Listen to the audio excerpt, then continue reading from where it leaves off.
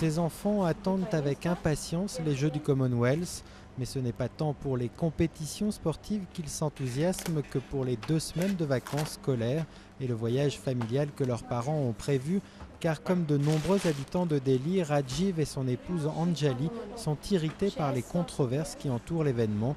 Ils ont donc décidé de faire leurs valises et de quitter la ville.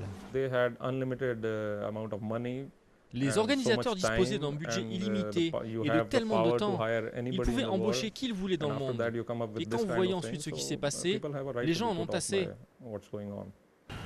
Depuis plusieurs mois, les retards répétés dans les travaux et les problèmes d'organisation ont fait la une des journaux.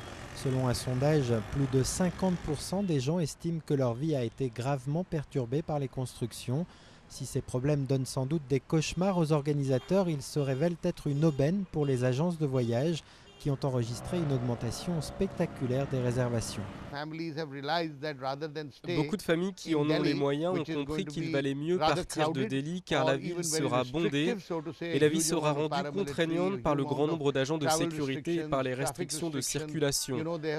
2 à 3 voies de circulation sont réservées pour les Jeux, ce qui cause beaucoup d'embouteillages. Surnommée par la presse les Jeux de la honte, cette compétition est vue par beaucoup d'Indiens comme un symbole de gaspillage et d'incompétence.